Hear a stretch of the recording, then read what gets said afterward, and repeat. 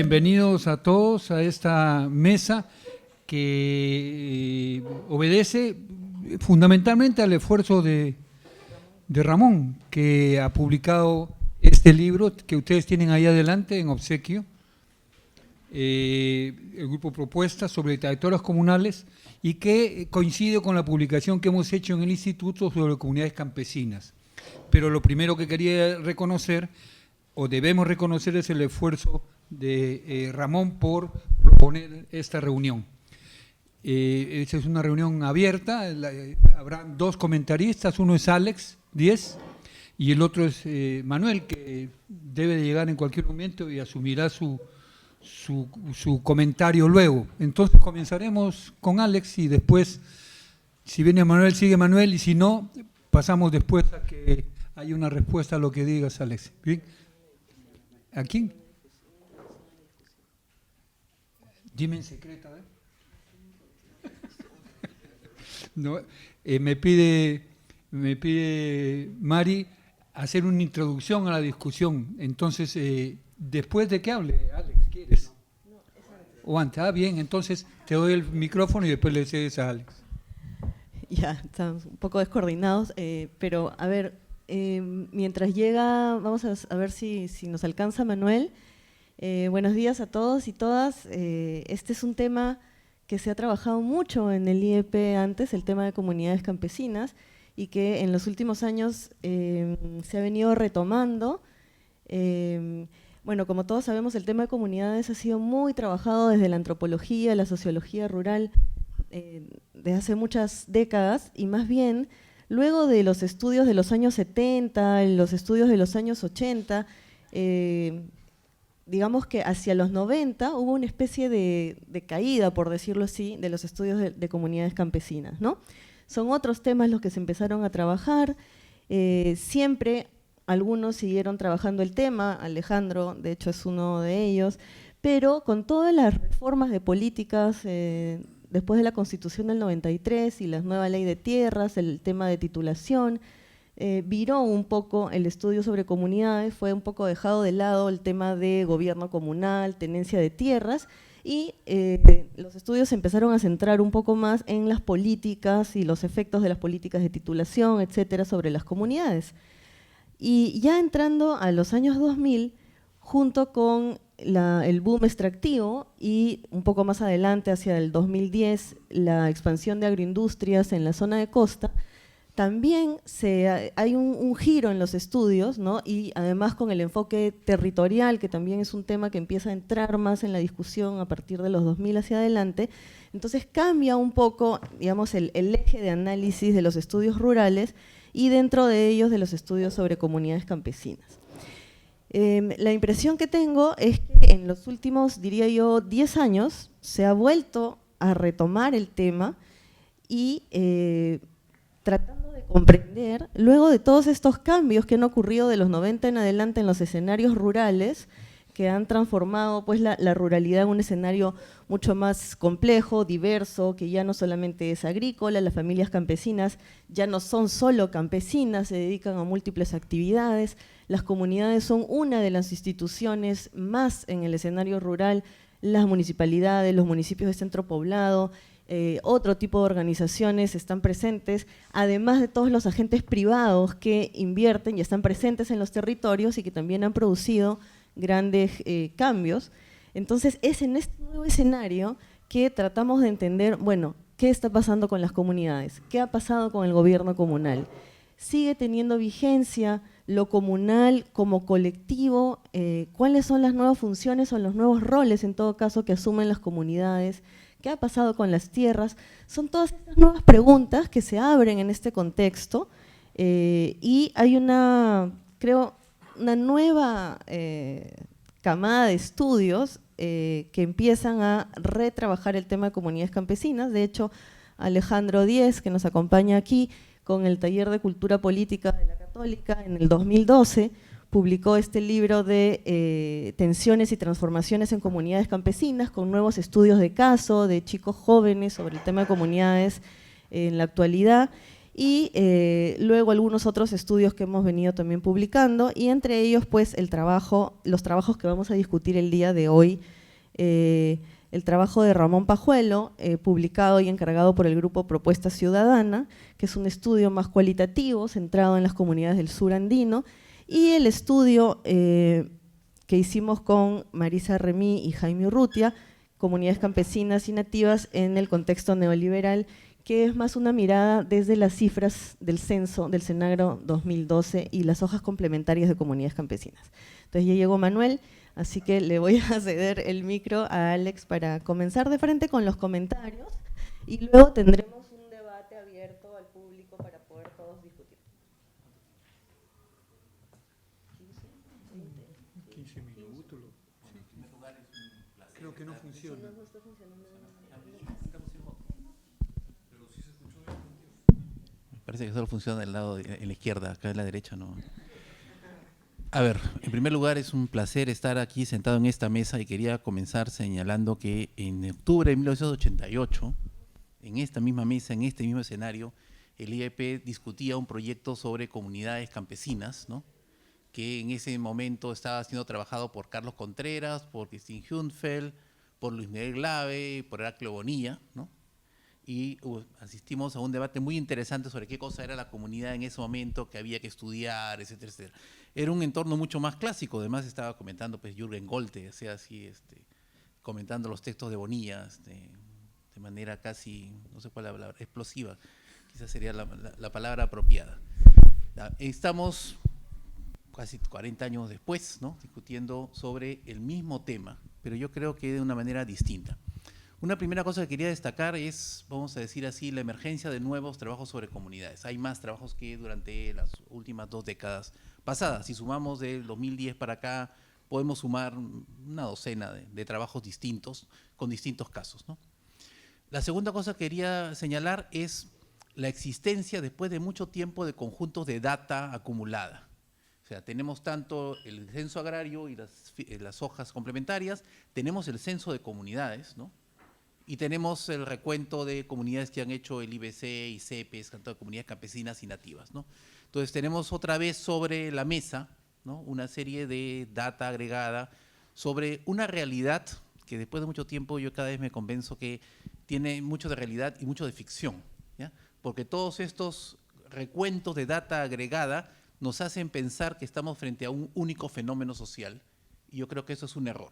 O sea, incluso el texto de Ramón, con la idea de indígena, campesino, nativo, ribereño, introducen, vamos a decir así, una serie de elementos que en el fondo son conceptos y que dentro del mismo concepto único de indígena, campesino, ribereño, hay también subdiferencias. O sea, cuando estamos hablando de comunidades, estamos hablando en realidad de un conjunto de fenómenos sociales distintos, con historias distintas, ¿no?, y que están bajo una misma ley, más o menos, ¿no?, porque hay pequeñas variantes también en las cosas de la ley, pero que no refieren a la misma realidad social. O sea, yo creo que yo insisto en la necesidad en que tenemos que cortar la torta del análisis de manera distinta, y en vez de agregar, deberíamos desagregar.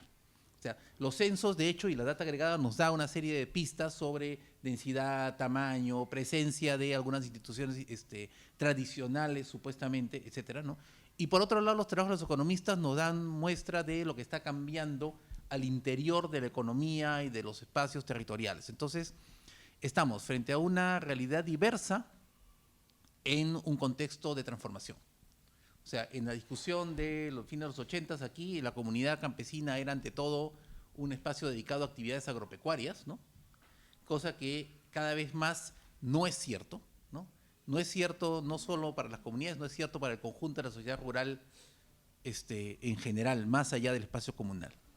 Bueno, el trabajo del IEP nos muestra esta data agregada y estas variantes a nivel espacio del territorio, y muestran que hay, vamos a decir así, una gradiente de, entre comillas, elementos andinos, elementos considerados tradicionales, pero el problema está en que el mismo censo y la ficha complementaria está hecha para una realidad que ya no existe. Digamos así, no es un comentario, yo creo que la ficha está mal, ¿no? La ficha está recogiendo cosas que la comunidad era y no las cosas que la comunidad es, ni las cosas que la comunidad va a hacer, digámoslo así, ¿no? O sea, elementos de la municipalidad, de los elementos de desarrollo de espacios urbanos, elementos de nuevas actividades mayoritarias, principales fuentes de ingresos, no está presente, ¿no? Entonces aparecen, pero no aparecen con la suficiente peso que se pueda haber recogido una ficha de inscripción directa. Bueno, el libro que nos presenta Ramón muestra además una serie de casos, ¿no? Entonces, y al mismo tiempo, los que trabajamos comunidades descubrimos que cada comunidad es un mundo, ¿no? Cada comunidad presenta una serie de características diversas, muy ricas para el análisis, ¿no? En algún momento, un artículo de Jaime, ya un viejo artículo del amor casi eterno, ¿no? Hablaba cómo en el conjunto de estudios de comunidades, de pronto, la comunidad dejó de ser el tema de investigación porque al interior del espacio rural había una serie de otros temas. Entonces, nos vemos siempre en esta disyuntiva entre si estudiamos comunidades o estudiamos los temas que suceden en comunidades. Entonces, el libro de Ramón tiene un poco esa característica, ¿no? No me queda claro si es un estudio de comunidades o un estudio de lo que está pasando en la sociedad rural, ¿no? Entonces, y eso nos lleva a la pregunta, ¿y qué cosa es la comunidad al final? ¿Es solamente un espacio territorial? Digamos, en algunos de los artículos es solamente el lugar donde pasan cosas, ¿sí? No, porque la comunidad en realidad no hace mucho. En particular, en el capítulo de la comunidad más agropecuaria, donde están los temas de conflicto minero y de actividad minera, sí tú ves una comunidad con agencia que está interviniendo en los procesos, ¿no? Y por eso que en la introducción al libro de Tensiones y Transformaciones de Comunidades Campesinas pensábamos que yo pienso que la comunidad sigue existiendo, sigue siendo importante, va a seguir siendo importante, en un lugar distinto del que tenía antes, ¿no? Y en particular el tema es cómo la comunidad es un agente social capaz o incapaz, ¿no?, de gestionar recursos colectivos.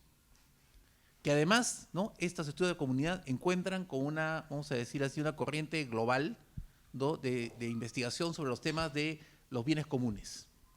Entonces, la comunidad es un tipo de agente en este mundo donde hay una mirada distinta sobre diversos bienes comunes, ¿no? Entonces, estos bienes comunes son vinculados a espacios de producción y de recursos naturales, pero son otras también una serie de bienes intangibles, como temas de conservación del medio ambiente, ¿no?, temas como cuotas de trabajo para empresas mineras, ¿no?, capacidad y acceso de uso de territorio, toma de decisiones, etcétera, ¿no?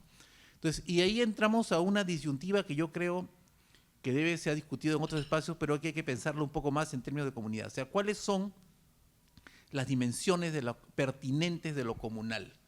Y cuáles son los elementos en los cuales, ¿no?, vamos a decir así, la comunidad es el agente central.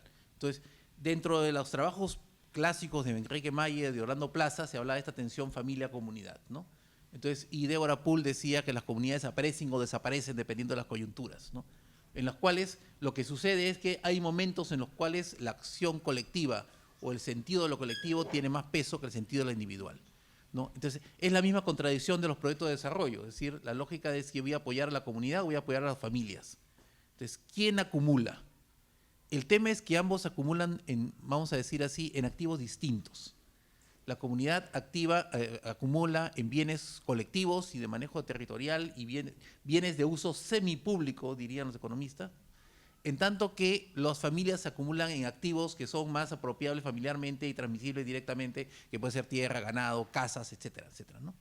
Entonces, los trabajos nos muestran toda esta evolución de movilidad que está pasando que se ha contratado en las últimas 2 décadas, ¿no?, sobre la movilidad, el cambio de actividad, la disminución del agropecuario, la feminización de la agricultura, la desaparición de los jóvenes, la aparición de otras actividades como fuente principal de ingresos, que son la minoría del turismo trabajados en el caso, y que hablas de un corredor donde de pronto el ingreso más importante ya no es, ¿no?, mi chacra, ¿no?, sino la actividad minera eventual o no tan eventual, o el turno, o lo que accedo de servicios turísticos, ¿no?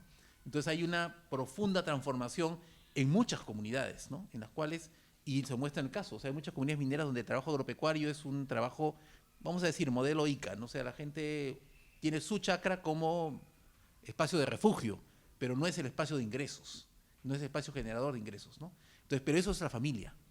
¿Qué cosa es la comunidad? Entonces, Entonces, yo creo que la comunidad todavía es uno de los principales, en conjunto, uno de los principales agentes propietarios del país, ¿no? Tiene no sé cuántos millones de hectáreas en propiedad, bien o mal tituladas, pero son propietarias del suelo, pero no del subsuelo, todas las líneas que quieran, pero son propietarias. Y además tienen, vamos a decir así, una amplia cobertura de agencia de control territorial.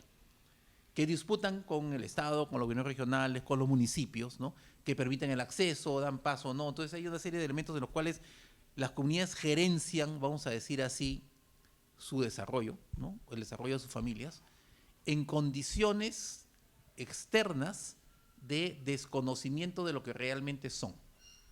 Es decir, en las comisiones del Congreso, cuando se discutía sobre la nueva ley de pueblos, comunidades indígenas, pueblos originarios, etcétera, etcétera, pero las discusiones sobre la ley no respondían a una imagen, digamos así. El problema de las comunidades es que nuestra imagen no corresponde a su realidad. Entonces, en espacios que no son el sur andino, o sea, en algunos casos de aquí está claro que en una comunidad minera, la actividad agropecuaria, o sea, no puede competir económicamente en absoluto, ¿no? El tema es qué gana la comunidad, qué gana el colectivo, qué tanto es capaz de controlar las iniciativas de cada familia o de cada comunero. Y eso es una disputa en el control interno, ¿no?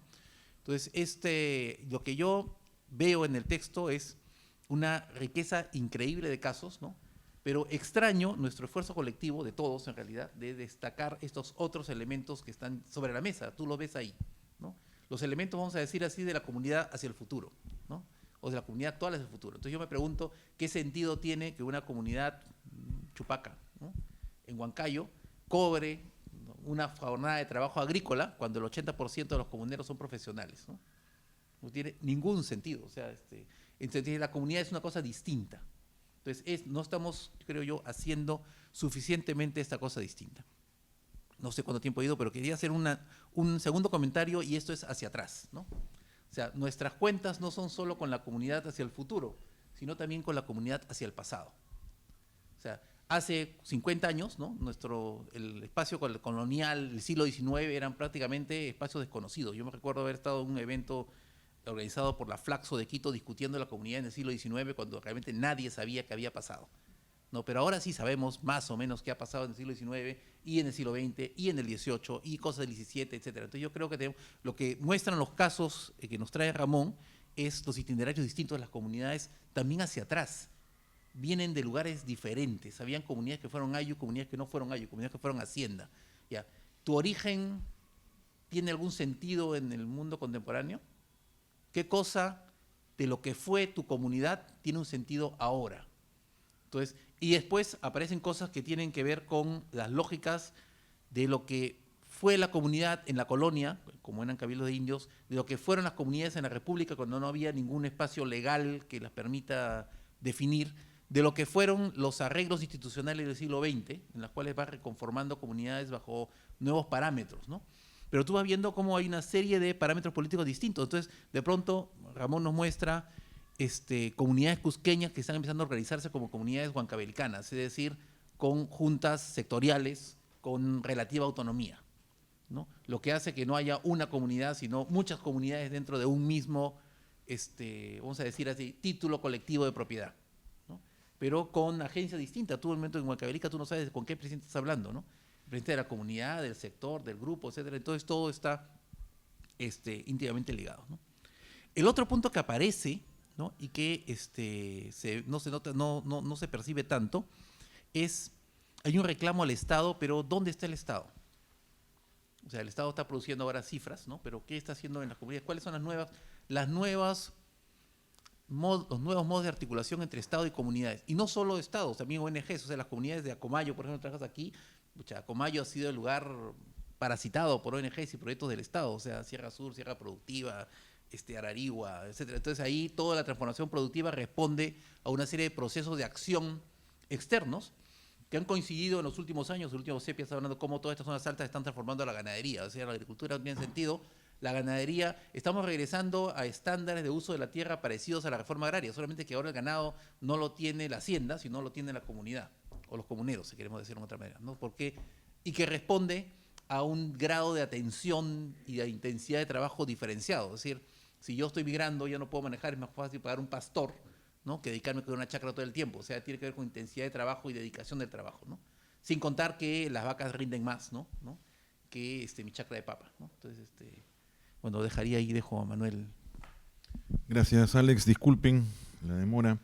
A ver, 2 o 3 reacciones iniciales. La primera, bueno, más allá de felicitarlos, ¿no?, porque no solo por la publicación, sino por la organización de esta mesa, ¿no? Pero lo primero es que son dos libros diferentes, ¿no? O sea, si bien tienen el tema similar, son dos ejercicios diferentes. Ayer lo conversaba de manera informal con Mari en un encuentro en la Católica. Pero, y al mismo tiempo tienen una primera parte que es muy, muy similar. Ambos textos, su primera sección es una revisión histórica, digamos, Jaime, Marisa, Mari lo llaman comunidades campesinas y nativas en la historia, creo que lo llaman así, y hacen un recuento, digamos, entre historia del pensamiento e historia política sobre comunidades. Y en el caso de Ramón, con un poco más de esfuerzo de sistematización de literatura, hace un esfuerzo de historia del pensamiento e historia política. Entonces, pero a partir de esa reflexión, ahorita quiero hacer un comentario sobre esa reflexión histórica que me parece muy rica en ambos casos. No voy a tener tiempo de compartirlo, los invito a todos a revisarlo. Pero en los libros se convierten en ejercicios diferentes, ¿no? Uno es, como conocemos, es un balance de las hojas complementarias del Senagro, sin un trabajo de campo que lo acompañe, es el conocimiento de los autores que les permite leer esas hojas complementarias.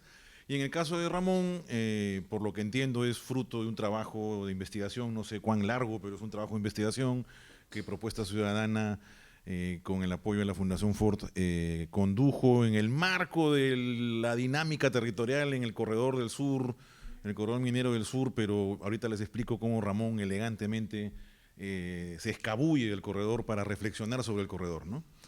Entonces, en realidad, pues son dos ejercicios diferentes, ¿no? Porque Jaime, Marisa y Mari se quedan en el análisis de una fuente, digamos, no sé cómo decirle, pues secundaria, fría, ¿no? Estática, y ustedes le dan vida, mientras que Ramón se basa en un rico trabajo de campo y en una investigación de largo aliento, ¿no? Pero repito, ambos textos tienen una primera parte que es bastante similar y un poco más amplia y completa el ejercicio que hace Ramón. Es muy interesante cómo Ramón, en ambos casos hacen una discusión desde el tema del rol de los pueblos indios en el sistema colonial, el rol político y económico que significó la población indígena para el sistema económico colonial, así como también durante la primera etapa republicana, ¿no? Temas ya conocidos, pero que les permite a ellos, a ambos textos les permite hacer una especie de línea de tiempo sobre cómo la preocupación por lo comunal tuvo un relativo pico en el movimiento indigenista en la primera mitad del siglo XX, hay una caída. Ramón describe con bastante elegancia el rol del Instituto Indigenista y el Instituto de Etnología, ese instituto también, ¿no? La Universidad de San Marcos, previo a lo que ya fue la llegada de los investigadores norteamericanos y el proyecto Vicos, en fin. Y luego ambos textos comentan la curiosidad que significa, a mí no me queda tan claro que sea solo por el tema de violencia política, pero hay un hueco, ¿no? Jaime lo denominó hueco, creo, en algún texto. Hay un hueco en la preocupación por lo comunal después del boom de los estudios agrarios de los 70s y 80s, y ambos textos hablan de que hay una especie de reaparición, ¿no? Entonces solo quiero compartir con ustedes que hay esa similitud en los dos textos en la primera parte, y en particular en el caso de Pajuelo hay una riquísima revisión de textos. Yo no conocía, por ejemplo, los textos de este alemán Heinrich, como quieran pronunciarlo, el amigo Kunow, que siempre los he visto citados, pero no los conozco, confieso mi ignorancia en público, pero según Ramón serían como que el punto de partida de estos trabajos que ya luego había González Prada y el de Bernardo Castro Pozo, a quien todos citan como el punto de partida de los 20. Bueno, eso número uno. Ojo que también Ramón incluye con mucha fuerza en esa sección inicial el rol que jugó Sepia a lo largo de las décadas de Sepia en cómo mantener un hilo conductor en la reflexión sobre lo comunal, a pesar que lo comunal incluso en Sepia también se esfumó, ¿no? Identifica como un hito en la discusión, no solamente la publicación en Debate Agrario, salió lo de tu amor, El amor de Jaime, el año 92, sino que en el Sepia de Arequipa del 93, y tanto la ponencia, la charla de apertura de Willy Rochabrún y el texto de Chocli como una especie de agenda a partir de la cual se discute qué cosa es lo rural, qué cosa es lo urbano y cómo se esfuma el concepto de transformaciones en la sociedad rural. Pero en fin, habiendo hecho eso ambos textos, y yo invito a todos a que los veamos, creo que son riquísimos materiales para tanto cursos en la universidad como para volver a revisitar viejas lecturas. ¿Cuáles son los aportes y cuáles son algunas de las preguntas que surgen de las lecturas, ¿no? En el caso del texto de las hojas complementarias del Senagro, pues coincido con Alex de que las hojas complementarias del Senagro están claramente, apuntan mal, digamos, ¿no? Y hay un desencuentro entre lo que se recoge ahí y las dinámicas de mediano y largo plazo locales.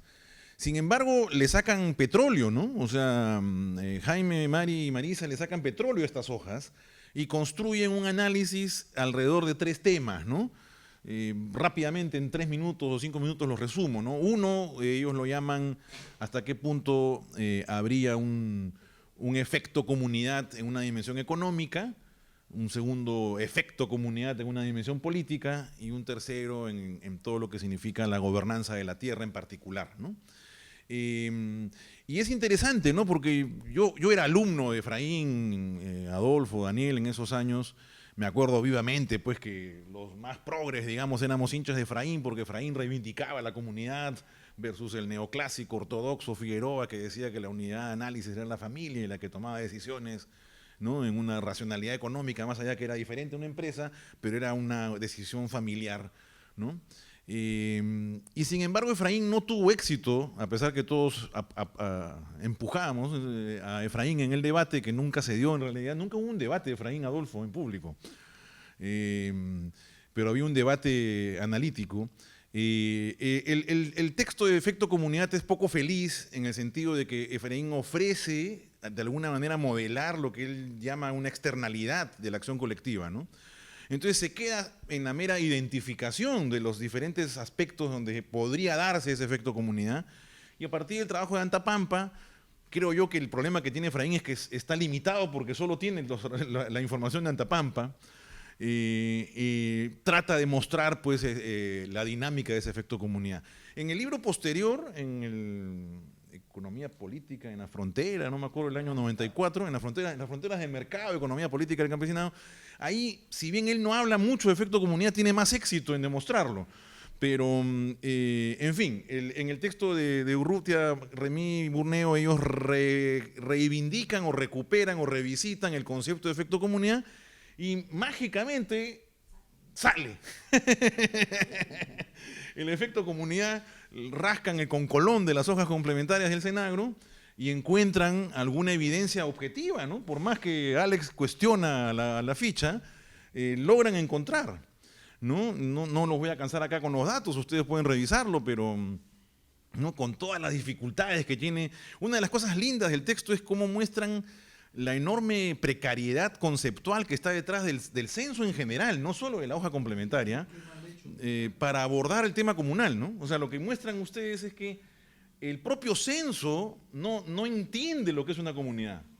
Entonces, la típica situación, todos los estudiantes de temas agrarios conocemos de que cuando un censo tiene una lógica pues de la unidad de producción, ¿no? Entonces, claro, si tú eres familia comunera, a ti te van a preguntar si tienes tierra y tú vas a decir que sí. Entonces aparece comunidad de producción de la familia Urrutia, pero si Urrutia no dice que es miembro de la comunidad, pues la tierra de Urrutia no es tierra comunal, pero resulta que Urrutia es comunero y es tierra comunal. Entonces hay una mezcolanza, un despelote cuantitativo sobre tierras y ustedes lo visibilizan, ¿no? Yo nunca había visto un esfuerzo tan completo en ese sentido, ¿no? O sea, es un tremendo aporte del libro el visibilizar las limitaciones en la aproximación cuantitativa del universo de tierras, así como del universo de familias, ¿no? Pero logran, a partir de las hojas complementarias, ilustrar algún nivel de efecto comunidad. Sorprendentemente en el 2012, aún en el 2012, hay un enorme porcentaje de comunidades que mantienen tierras en rotación comunal, AIMIS o AINOCAS, y hay un sorprendente alto número de comunidades donde todavía existen faenas comunales, más allá de que todos sabemos que hay gente que paga para no ir a la faena comunal. Entonces, digamos, no quiero dar a entender que qué maravilla, pero sí sorprende que incluso con todas las transformaciones que hay en el mundo comunal y donde todo el mundo apunta a que la comunidad se ha recreado en diferentes direcciones, sobre todo en temas de representación política, sigue habiendo un rol económico significativo en la gestión de recursos y en la gestión de la fuerza de trabajo, que todos sabemos que es cada vez menor, ¿no? En el tema de representación política, bueno, ahí hay, claro, todos lo conocemos, ¿no? El rol de la comunidad ha pasado mucho más de la dimensión económica y de gestión de recursos a una dimensión de representación y defensa política, no del territorio, sino en particular en la dimensión de los conflictos, y entonces ahí las hojas complementarias arrojan datos interesantes. No quiero seguir hablando del texto de las hojas complementarias sin pasar al texto de Ramón, y el tiempo nos va a ganar. Entonces, a ver si luego hago un regreso al texto de las hojas complementarias y algún comentario final. Sí, algo que quería decir sobre las hojas complementarias. Brillantemente, el texto muestra que las hojas complementarias, a pesar que tiene le sacan el concolón, como le he dicho, al efecto comunidad, no logran hacerlo con el tema de las comunidades nativas. O sea, si el censo está mal pensado para el mundo comunal y tiene enormes limitaciones objetivas para poder abordar datos del mundo de las comunidades campesinas, entre comillas, y sin embargo logran sacar este concolón, es pues más complicado aún y menos posible aún hacer lo mismo con el mundo de comunidades, comillas, nativas en la sociedad amazónica, ¿no? Entonces, es cierto que ahí ya no hay comparabilidad con Ramón, porque Ramón el mundo amazónico solo lo ve como migración, pero en el caso del esfuerzo de las hojas complementarias son más limitadas aún para abordar algunas pistas sobre el efecto comunidad o de niveles de gobernanza, ¿no? Entonces la Amazonía, una vez más, queda ninguneada en la discusión comunal, ¿no? Ahora, ahí hay varias preguntas, ¿no? En el texto de Urrutia, Remí y Burneo me parece que faltan formular aún, inclusive más preguntas aún sobre el tema amazónico y sobre el tema de territorios indígenas. Pero, bueno, en fin. En el caso de Ramón, como ya lo adelantó Alex, Ramón opta, bueno, entiendo, no conozco la formulación del proyecto ante la FORT, ¿no? Todo el mundo habla del corredor minero del sur, ¿no?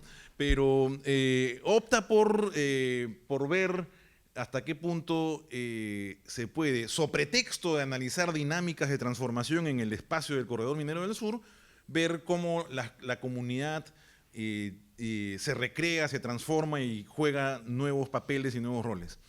Pero ahí Ramón, nutriéndose de su discusión riquísima de historia de pensamiento y historia política del mundo comunal indígena, tiene 2 o 3 puntos de partida. La primera, que es la más provocadora, es que Pajuelo denomina a la comunidad como la comunidad campesino-indígena, ¿no? Y entonces, sin tocar el tema amazónico, Ramón califica al universo comunal del sur andino como un universo campesino-indígena, con todo lo que esto trae, ¿no? Más allá de la discusión burda del padrón de pueblos originarios del Estado peruano y sus limitaciones aún mayores que las del Senagro, me parece interesante que opte por eso, ¿no? Y por eso que incluso en el título del libro habla de cambios y continuidades en comunidades campesinas e indígenas del sur andino, ¿no? Y en segundo lugar utiliza el concepto de trayectorias, que lo pone como título del libro, ¿no? Ahí no conozco bien, creo que es Débora Pull el que tú utilizas, me parece, o no me acuerdo cuál es el punto de partida del término trayectorias. Pero, claro, como bien lo dijo Alejandro, en cada uno de los casos hace un análisis pues, de largo plazo, desde el origen comunal hasta la transformación en los últimos 20 años, fruto no solo del boom minero, sino de una serie de dinámicas de creciente presencia del Estado o acceso a servicios públicos. Y entonces tiene 2 o 3 ideas fuerza en este análisis de estudios de caso, ¿no? Una primera idea fuerza es que desde la década posterior a la reforma agraria hasta la década posterior del superciclo minero, habríamos pasado, él utiliza mucho como simbólicamente el título de este texto de la lenta modernización de la economía campesina, de creo que eran Efraín, Raúl y Roxana, ¿no? Entonces dice, claro, cómo los investigadores agrarios de los 80s, a pesar de discutir el impacto de la reforma agraria, el cambio técnico, los programas de desarrollo rural integral y demás finas hierbas, logramos encontrar que hay una lenta modernización de la economía campesina y que cambio técnico, migración, ¿no? Y más allá de lo que ya se veía como el efecto de la violencia, no habría un despegue, ¿no?, de esta economía, de esta sociedad rural. Y posterior al ciclo minero, al boom minero, estaríamos pues frente a una dinámica y transformación pues a todas luces espectacular, más allá de que uno entre con el enfoque de la nueva ruralidad o que uno entre con el enfoque territorial, o si uno es Richard Webb y habla de conexión y despegue gracias a los 90s y los 90s, corazón.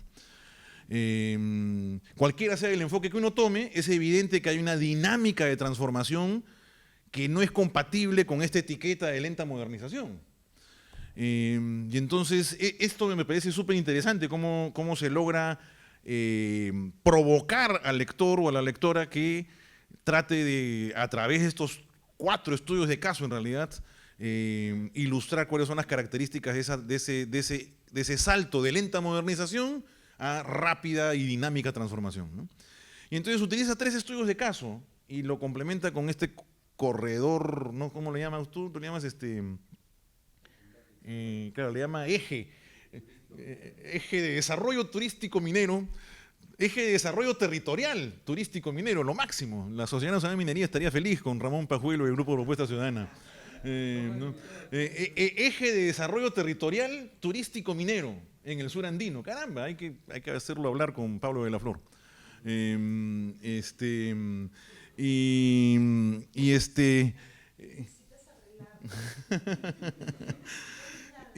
Pero bueno, antes de ver porque ese es un cuarto tema, es interesante cómo lo utiliza Ramón o el equipo de propuesta, porque lo ponen como una especie de complemento a los 3 estudios de caso.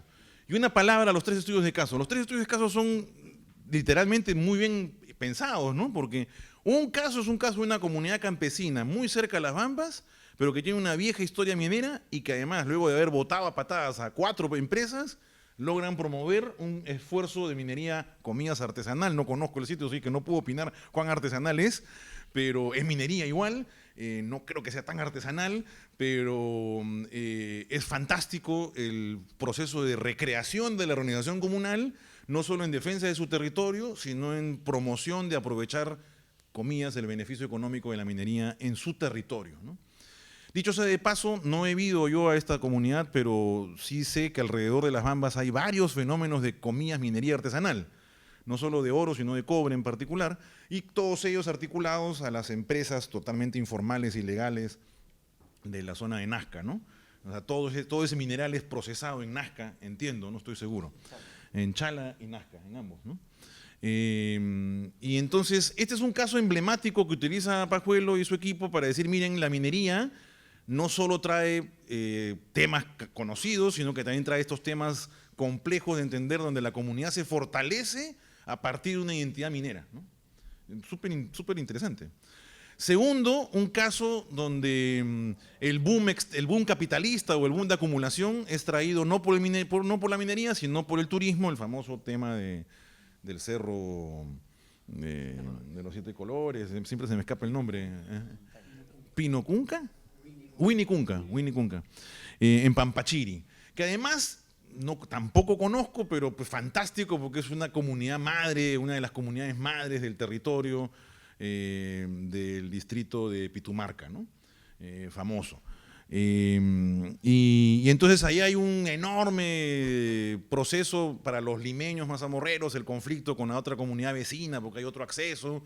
Entonces el evento del conflicto intercomunal permite al equipo de propuesta reflexionar sobre, nuevamente, la recreación de la organización comunal para aprovechar el boom económico que trae un agente de capital externo, que es el turista nacional o extranjero, ¿no?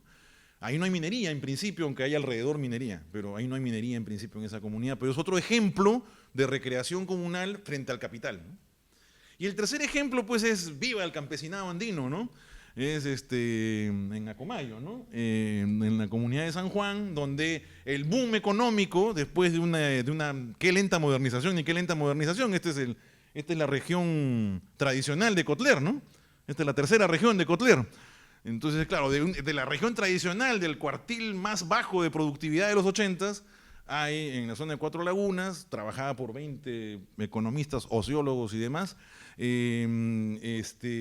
encuentran que hay una especie de dinamismo económico alrededor de la actividad agropecuaria, ¿no? Fruto de 1000 variables, entre otras, la construcción de la carretera, la conexión, Richard Webb estaría de acuerdo, y en todo caso lo utilizan como una especie de, oye, miren, hay otras posibilidades de transformación y recreación de la comunidad con el capital, pero sin acudir a un capital extractivo o a un capital externo, como es el turista, sino tu propia economía local, ¿no? Y luego, para complementar, utilizan este eje, ¿no? El eje de Ocongate, que no me queda tan claro cómo todo esto les permite responder a la Ford frente al Corredor del Sur, ¿no? Porque Ocongate, Acomayo y el Cerro de Siete Colores están al otro lado del río Apurímac, pero en fin, si yo fuera funcionario en la Ford les diría, a ver muchachos, ¿qué me quieren decir? Está bien, es el sur andino, pero el corredor está al otro lado del río Apurímac, ¿no? Pero me parece muy interesante cómo logran armar esta narrativa. Y para terminar, porque ya me excedí el tiempo seguro, es claramente en ambos casos, los dos textos concluyen con un lugar común, pero que vale la pena ponerlo, ¿no? Que es que no existe política pública para el desarrollo comunal, ¿no? Eso suena casi como un pecado, caramba, ¿no? ¿Dónde está la política pública para el desarrollo comunal, ¿no? Es casi como, ¿dónde está el buen futbolista de la U, ¿no? No existe ni la política pública para el desarrollo comunal, ni el buen futbolista de la U. Perdón, Álvaro Brompone, por ahí ya vi que estás molestado. Pero en fin, entonces claro, ahí en ambos casos hacen un recuento de cómo fue con reforma agraria, la dirección de comunidades, no me acuerdo bien ahí cómo hacen el recuento de la creación del viceministerio de Interculturalidad a la luz del tema del Ministerio de Cultura y lo que es la consulta previa, pero es evidente, pues, Laureano del Castillo y otros han resaltado esto de que hay una ausencia y un vacío alucinante, ¿no? Para una sociedad histórica y políticamente tan marcada por esta, no solo forma de propiedad, sino por esta forma de organización y gestión de territorios y recursos, que no existe una política pública dirigida a ella, ¿no? Entonces, todos los discursos de desarrollo territorial, todos los discursos de programas sociales, todos los discursos de conservación de suelos, todos los discursos de conservación de biodiversidad y ecosistemas, olímpicamente saltan con garrocha la existencia de esta forma de organización. En todo caso, en ambos, nuevamente se encuentran los dos libros al final con ese reclamo, ¿no? Ahí me quedaría, y siempre con el tema de que la Amazonía genera otro tipo de preocupación.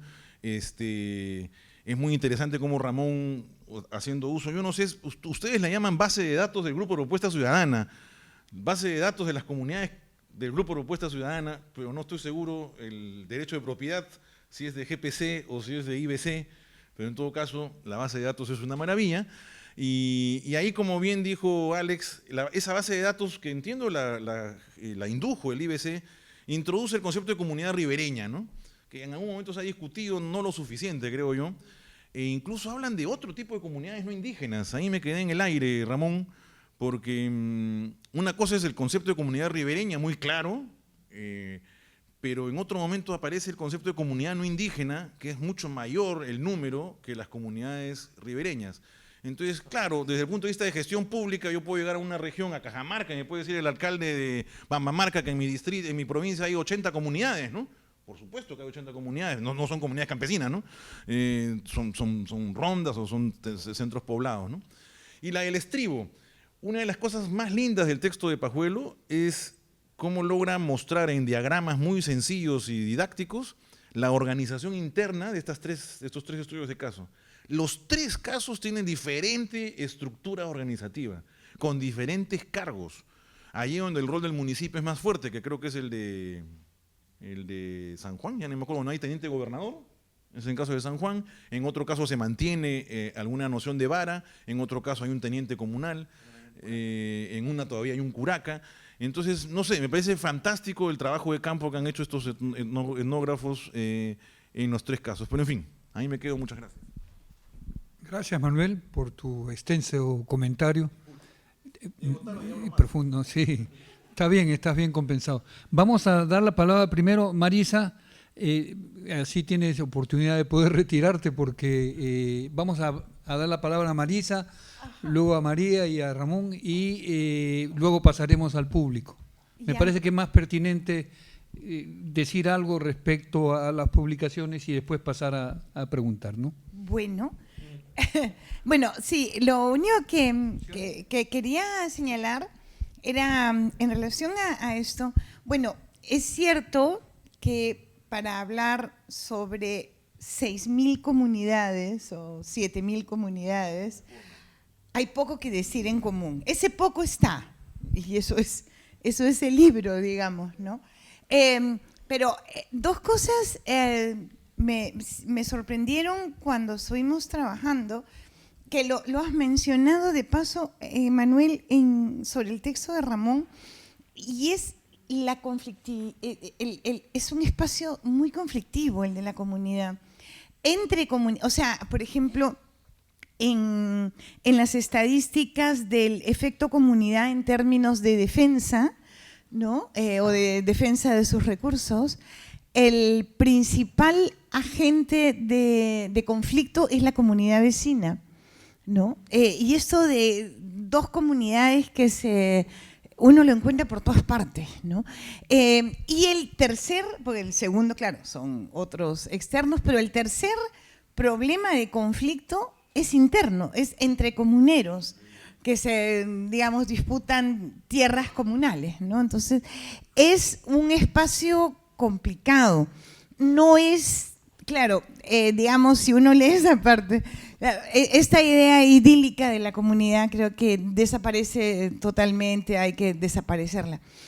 Creo que, digamos, habría que empezar a ver las cosas de manera un poco más simple, ¿no? Comunidad es la forma como se ha formalizado algunos de los pueblos campesinos, de campesinos libres de este país, ¿no es cierto?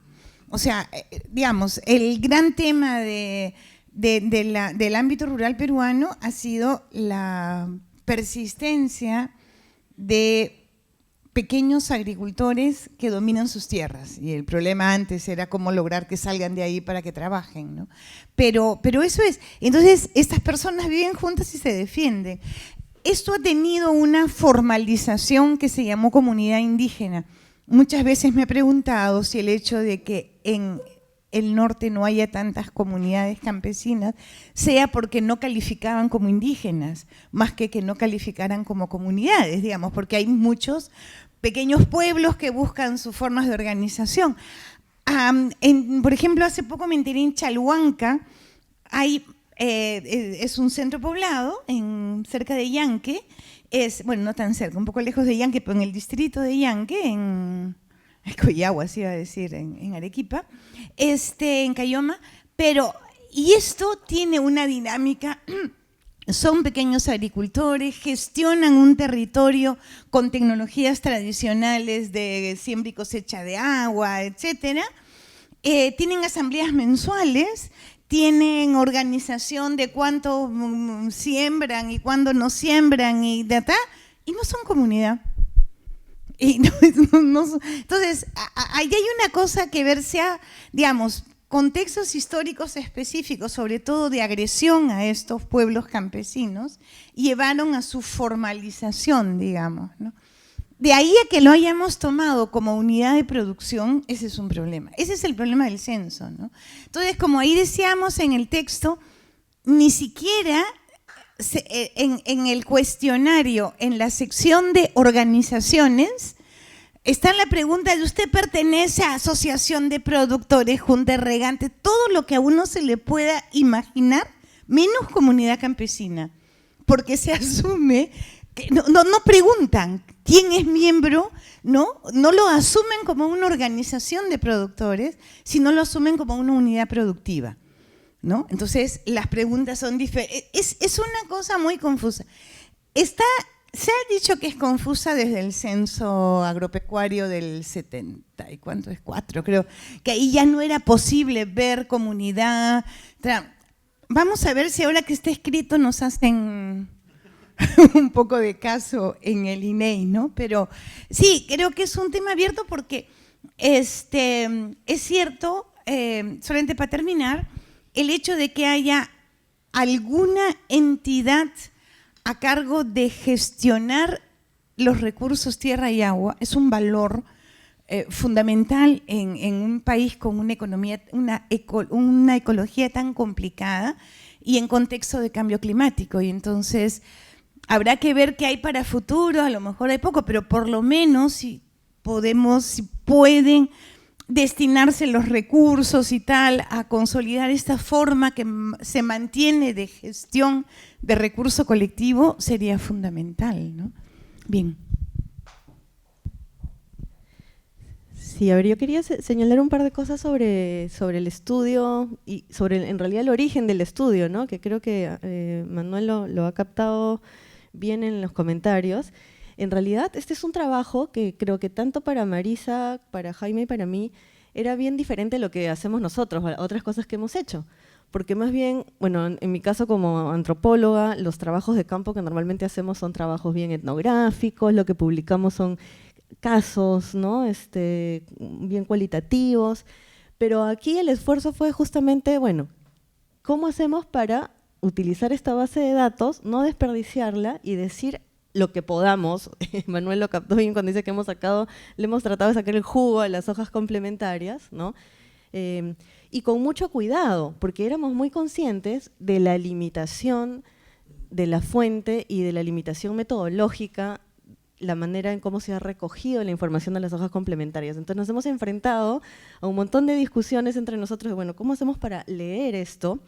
Y ahí creo que lo que hemos hecho es tratar de mostrar algunas tendencias que eran más o menos claras, pero siempre explicitando que esto podía estar señalando, digamos, que podría estar escondiendo, ¿no?, procesos que en realidad a partir de la información ya no podíamos terminar de leer.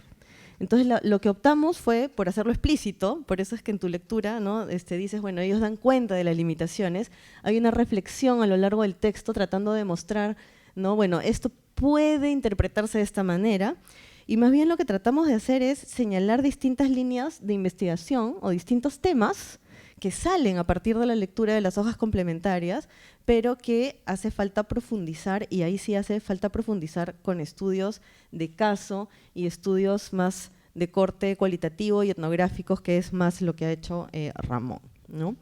Entonces eso por un lado, y de hecho tienes razón cuando dices que en el caso de las comunidades nativas es mucho más general y mucho más suelto, porque ahí sí no logramos, creo, y es muy difícil hacerlo también con la información que existe, darle más contenido, pero también tengo que decir que mucho de la interpretación que hemos dado al tema de comunidades campesinas ha sido a partir de un montón de trabajos de campo que Marisa, Jaime y yo hemos hecho a lo largo de muchos años. Entonces hemos echado mano de eso para hacer una lectura del caso de comunidades campesinas, ¿no? Bueno, otra cosa es sobre el efecto comunidad. De hecho, nosotros lo hemos usado de una manera, o sea, en realidad se le ocurrió, creo, a Marisa, y nosotros lo hemos usado de una manera amplia, flexible, por decirlo así. O sea, hemos un poco jugado con el concepto clásico, no sé, pero está citado, ¿no? Lo hemos llevado a un nuevo contexto. Entonces creo que lo interesante es ver que ese efecto comunidad, que efectivamente lo que dice el texto es que existe, ¿no?, en otras dimensiones. Entonces ya no es la dimensión de la economía campesina clásica, sino hemos visto cómo ese efecto se traduce más bien en, por ejemplo, negociaciones con terceros, representación de ciertos colectivos al interior de la comunidad, en caso de conflictos, ¿no es cierto?, incluso con el tema de frente al Estado. Entonces es otro efecto comunidad que también nos está revelando otros roles nuevos de la comunidad campesina que cumple, digamos, en un contexto de transformaciones aceleradas de los 90 para adelante, ¿no? Entonces es así, digamos, como hemos usado esta idea de efecto comunidad, con otros roles y llevado a otro contexto en donde más bien la comunidad interactúa con un montón de agentes distintos, ¿no? Privados, muchos de ellos. Y bueno, de hecho creo que uno de los temas bien importantes cuando se discute el tema de comunidades, que es una cosa que Alex ha resaltado desde el inicio de su comentario, es la importancia de no generalizar, ¿no? Porque de hecho en la lectura de las cifras nosotros lo que mostramos son tendencias gruesas, pero siempre evitamos concluir en que, bueno, todas las comunidades siguen este camino, porque efectivamente bajo el rubro de comunidad campesina hay pues una diversidad de organizaciones que ya, bueno, eso lo ha dicho Alex, también Manuel, y es bien importante, creo, deberíamos seguir, creo, profundizando en este tipo de estudios más de corte quizás regional, ¿no? Porque tampoco es que haya una tipología, o sea, en algún momento se intentó hacer tipologías de comunidades, Alejandro mismo tiene una propuesta de tipología de comunidades, pero es complejo, porque las propias trayectorias regionales y las trayectorias históricas de las comunidades son muy diversas. Entonces yo creo que esa apuesta por hacer estudios regionales alimentados con varios estudios de caso que al interior de un mismo espacio, como el sur andino, hay también diferencias en estas trayectorias que han sido las comunidades, con una mirada más cualitativa, y yo creo que sí sería bien importante, y en ese sentido me parece bien interesante el esfuerzo que ha hecho Ramón con el grupo Propuesta Ciudadana, y la verdad es que sería lindo poder hacer ese tipo de estudios, ¿no? Bueno, ya me quedo ahí después. Ok, bueno, buenos días a todos, a todas. Primero, decir que este tipo de mesas son muy estimulantes, porque normalmente las presentaciones de libros se agotan en los libros mismos, y mesas como estas más bien utilizan a los libros para hablar de los temas a los cuales los libros están referidos.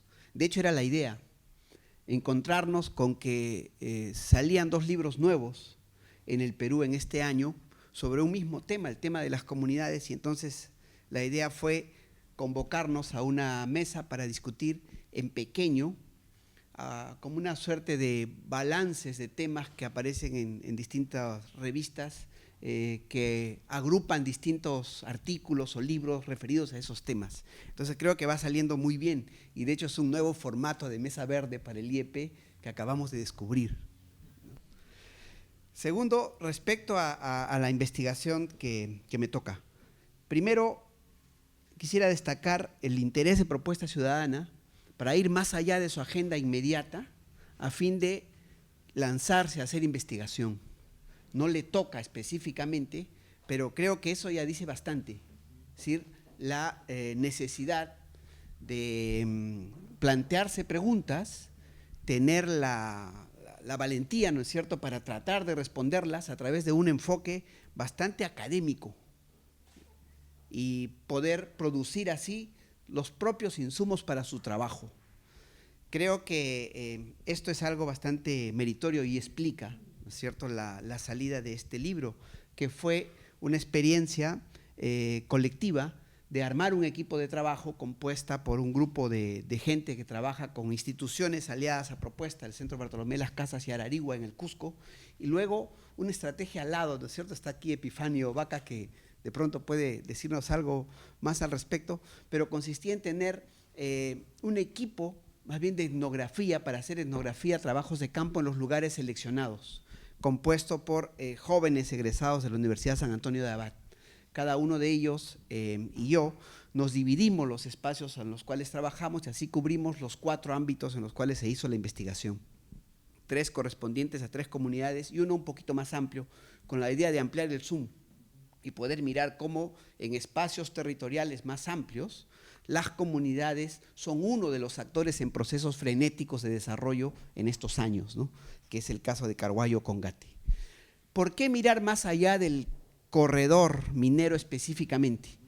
Porque el estudio no se propuso estudiar los impactos de la minería en el corredor minero sobre las comunidades, se propuso acercarse a un territorio más amplio, dinamizado por la presencia de la minería, para poder dar algunas ideas de respuesta con un ánimo de cierta generalidad, ¿no es cierto?, sobre qué son las comunidades campesinas hoy, qué es lo indígena en esas comunidades, qué está pasando con las comunidades en relación a actividades como la minería. Si nos pegábamos al territorio específico del corredor minero, la respuesta hubiese sido mucho más sencilla. Procesos de fragmentación comunal, ¿no es cierto?, una alta conflictividad y en muchos casos una cierta desaparición de las dinámicas de las comunidades. Hubiese sido más homogéneo. Por eso decidimos que era más interesante para el estudio mirar más bien un ámbito de influencia intermedia de la minería, no de influencia directa, como el caso de Fuerabamba, por ejemplo, en las Bambas. Y eso supuso ampliar el enfoque y encontramos allí, como algo que no estaba planteado al inicio de la investigación, que si ampliábamos a un territorio fuertemente impactado, pero en términos de influencia intermedia, por la presencia de actividades mineras, se pegaba también a eso la presencia de actividades turísticas en el Cusco y una fuerte tradición de actividades agropecuarias más bien tradicionales. Y decía, sin que lo tengamos planteado al inicio, lo que salió fue la identificación de distintas trayectorias, finalmente de opciones colectivas, de búsqueda de opciones de desarrollo en las comunidades, en este escenario, ¿no es cierto?, de fuerte dinamización en estos años. La idea de trayectorias la hemos tomado de los trabajos de Annelies Sommers sobre desarrollo en Bolivia, pero en la formulación de Annelies, la idea de trayectorias responde más bien a la idea de estrategias, que es una vieja categoría, ¿no es cierto?, y nos lleva a hablar de Lisa Pitti, por ejemplo, pero no se trata de estrategias así conscientes, calculaditas, para poder llegar a un objetivo. No, la idea de trayectorias es un poco más abierta. Nos habla de comunidades, grupos de familias que comparten, ¿no es cierto?, un territorio colectivo y que han sido sometidas en las últimas décadas, específicamente desde la transformación neoliberal y la tremenda avanzada del mercado desde los años 90, a un conjunto de presiones y de transformaciones de sus circunstancias de vida internas y de los contextos en los cuales existen y que las han conducido a hacer algo que muchos no esperaban, a ser actores dinámicos de sus propias opciones de desarrollo y a encontrar allí, casi tanteando, trayectorias distintas de adecuación a un contexto neoliberal, ¿no es cierto?, que es el que prima ahora en el país. Esto explica la dedicatoria del texto, dedicado a Carlos Iván de Gregori, quien nos enseñó justamente que necesitábamos mirar a las comunidades más allá de los anteojos paternalistas con los cuales los habíamos visto mucho tiempo y que conducía a mirar a las comunidades como rezagos esencialistas de una realidad prehispánica, ¿no es cierto?, que no había cambiado, como esencias en acto, como esencias que no cambiaban. O, desde otro lado, como simples artificios, un artificio jurídico y en realidad no existían las comunidades. Creo que el libro logra documentar, a partir de una mirada específica de estos casos, que las comunidades son una realidad que desborda ambas miradas, pero sí son una realidad existente en la sociedad peruana ahora. Y allí entonces, desde distintas entradas, una entrada más estadística en el caso del libro de Mari, Jaime y Marisa, y desde una entrada más etnográfica, que es la que sustenta este libro, lo que encontramos en ambos casos es la existencia de un ámbito de la vida rural peruana que ha sido dejado de lado en las últimas décadas y que necesitamos recuperar. En mi perspectiva, las comunidades no pueden reducirse a solamente una presencia agropecuaria o territorial. Creo que se trata más bien de una presencia que muestra formas de autoridad colectiva. Las comunidades no son solo el concepto de comunidad, que tiene una larga historia y que proviene de la identificación de tierras comunes, las tierras del común, y luego la creación de la idea de comunidades indígenas, ¿no es cierto?, desde el mundo colonial hasta aterrizar en la República, con distintas trayectorias en los países donde hay comunidades, uno de ellos es el Perú, hasta la creación de la doble conceptualización de comunidades campesinas y nativas, en el caso del Perú, dejando de lado una larga historia de utilización más bien de la idea de comunidades indígenas. Las comunidades deben ser vistas fundamentalmente como formas de autoridad colectiva. Son formas de autoridad y organización social colectiva, algunas de las cuales expresan formas indígenas de autoridad y de vida colectiva y otras no. Pero entonces formas de autoridad que se refieren siempre a un territorio común. Necesitamos entonces recuperar allí una noción más amplia, en mi opinión, de la idea de comunidad y comenzar a distinguir. Y de hecho en uno de los componentes del libro, porque el libro tiene 3, ¿no es cierto?, muy precisos, el más bien estadístico, que es muy general, muy débil, pero que tiene detrás un ejercicio interesante, poner en diálogo las 2 bases de datos disponibles, la del Viceministerio de Interculturalidad sobre comunidades indígenas en el Perú y la del Instituto del Bien Común, construido durante largos años, ¿no es cierto?, sobre comunidades campesinas y nativas. En el libro se pone la referencia respecto a que son estas instituciones las que han hecho estas 2 bases de datos, y lo que hemos hecho es cruzar la información de ambas, casi que separar, porque a veces hay traslapes, pero el problema es que el Viceministerio de Interculturalidad utiliza la noción de indígena para identificar algunas comunidades como tales, y la base del IBC no. Entonces allí se podía hacer un cruce y poder tener un panorama que es el que logra hacerse en uno de los capítulos del libro, que son junto al otro capítulo, que es más bien un repaso del balance, la discusión sobre comunidades, una suerte de gorros más generales para ir al asunto de fondo, que es la identificación de estas trayectorias a partir del relato etnográfico de los rumbos que han tomado 3 comunidades entre Cusco y Apurímac, Chajamachay, San Juan y Pampachiri, y que son rumbos realmente distintos, pero que mantienen todos al mismo tiempo algo similar. En el caso de Chajamachay, expulsar a empresas privadas mineras y decidir los propios comuneros lanzarse a la actividad de convertirse en una comunidad minera, dejando a un segundo plano las actividades agropecuarias tradicionales, no abandonándolas, pero poniendo como primera actividad la minería artesanal, empujada obviamente por un conjunto de familias y en un conjunto de tensiones en un espacio, ¿no es cierto?, si bien microscópico, pero en realidad enorme, de intereses y de tensiones entre grupos familiares y no solo familiares. El segundo, el caso de San Juan, comunidad que está efectivamente en Acomayo, como se mencionó, pero no en la parte alta de la Pampa de Pomacanchi, Pampa que ha cambiado enormemente estos años debido a la ganadería, ¿no es cierto?, de ganado vacuno, sino que es una comunidad que está ubicada en el fondo más bien de la olla de la Apurímac, pegado hacia la Apurímac, fuertemente golpeada por la violencia política.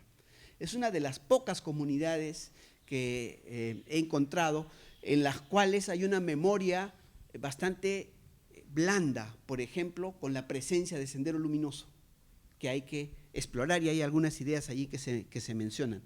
Pero en esta comunidad, a diferencia de Chajamachay, los comuneros deciden que no quieren saber nada con la minería y que su base para llegar a cierto progreso y desarrollo es poder utilizar lo que tienen, que son sus territorios y actividades agropecuarias, ¿no es cierto?, como base de un dinamismo muy fuerte que han tenido en estos años.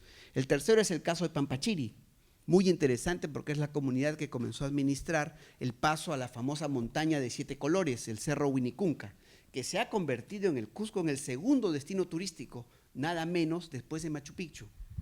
Y esta comunidad entró en un conflicto con otra comunidad vecina, la comunidad de Chillihuani, existiendo en un momento un conflicto violento.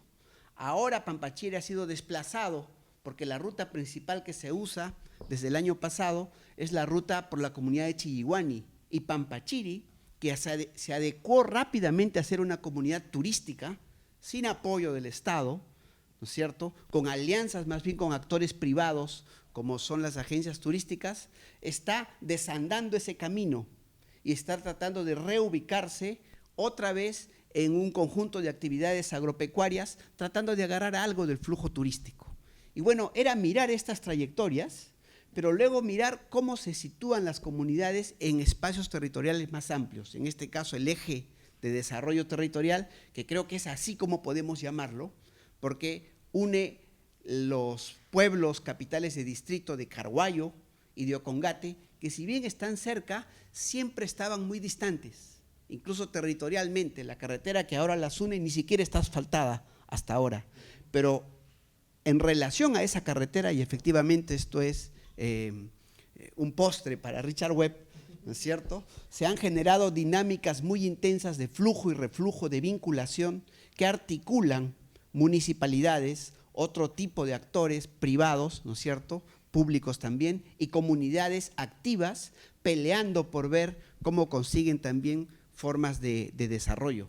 Comunidades como las comunidades de Carhuayo vinculadas a la minería artesanal o comunidades de Ocongate vinculadas al desarrollo turístico. Entonces era mirar este espacio más amplio, donde nuevamente vemos una capacidad dinámica interesantísima de las comunidades, pero al mismo tiempo un espacio de fuerte dinamismo, desarrollo, si se puede llamar así, pero atravesado por fuerte conflictividad y muchos riesgos.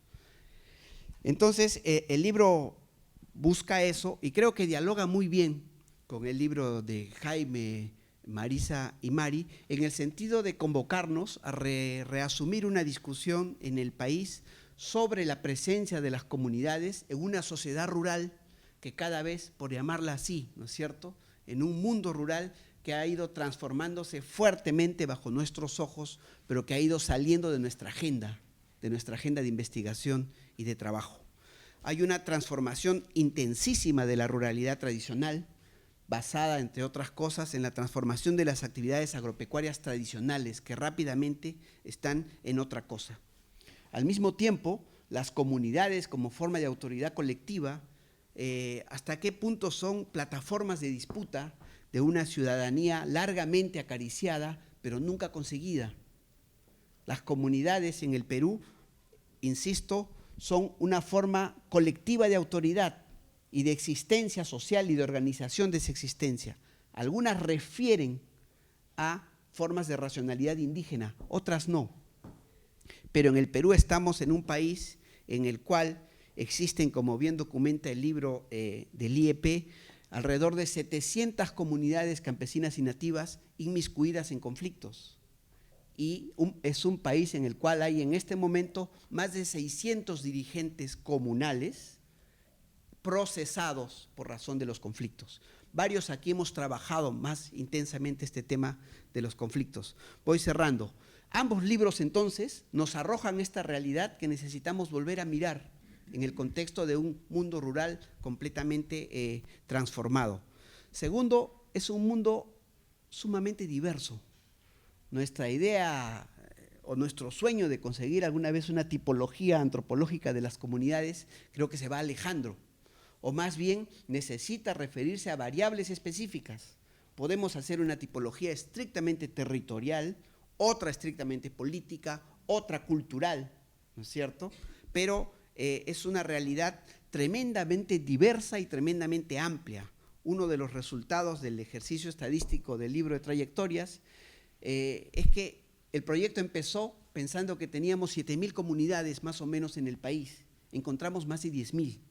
Y el censo, el de 2017, con todos los problemas que tuvo el censo, que los conocemos, creo que es un censo que logra documentar justamente esto de manera más confiable seguramente que nuestro ejercicio estadístico, porque demuestra que efectivamente se acercan a 10.000. Estamos entonces frente a una realidad que necesitamos volver a mirar, y un último aspecto al que quería referirme es que hasta qué punto la propia palabra o el concepto de comunidad permite eso o ayuda a eso. El libro introduce la idea de comunalidad para poder ir más allá de lo estrictamente jurídico y poder mirar lógicas sociales más profundas, si se quiere así, en la manera en que la gente sigue existiendo bajo formas de autoridad colectiva referidas a sus territorios y sus recursos, que son ahora recursos en disputa, ¿no?, en el contexto de este frenético dinamismo neoliberal que ha conducido, como ya mencionaron, a una no lenta, sino veloz y conflictiva modernización en muchos ámbitos rurales en el país. Bien, la primera gran conclusión es cuál será el equilibrio entre la imposibilidad de generalizar y el caer en casuística que no permita ir más allá de los casos específicos.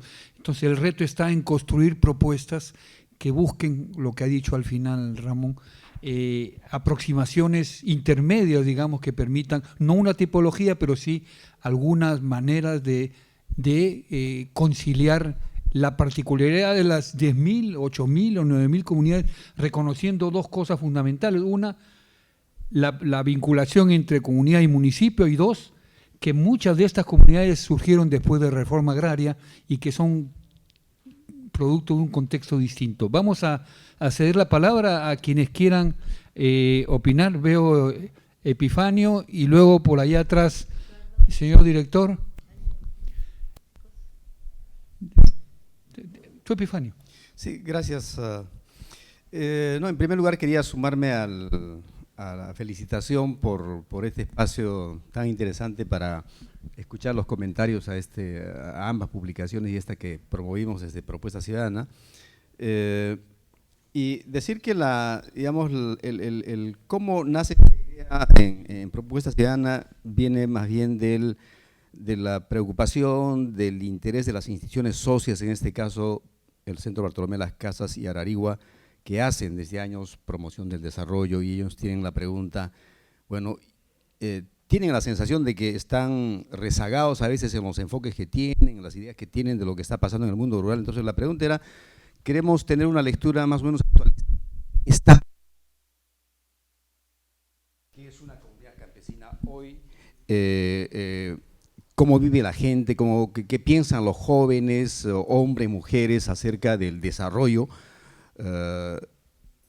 Y inicialmente, si recordarás, Ramón, el trabajo estaba un poco optimistamente pensado para hacerlo también en Puno. O sea, queríamos abarcar por lo menos Cusco, Apurímac y Puno, pero digamos, con la idea de hacer un trabajo de campo que duró un mes, un poco más, ya los costos sobrepasaron lo que teníamos, entonces nos limitamos a hacerlo en Cusco y Apurímac. Y yo diría que en buena cuenta la calidad y lo que trae ese documento se debe también a la pasión y el entusiasmo que le ha puesto Ramón. En buena cuenta la mirada al eje turístico minero Ocongate Carhuayo es en parte su aporte, que inicialmente no estaba tan previsto hacerlo. Por eso da la impresión de que una mezcla de tres casos con esta mirada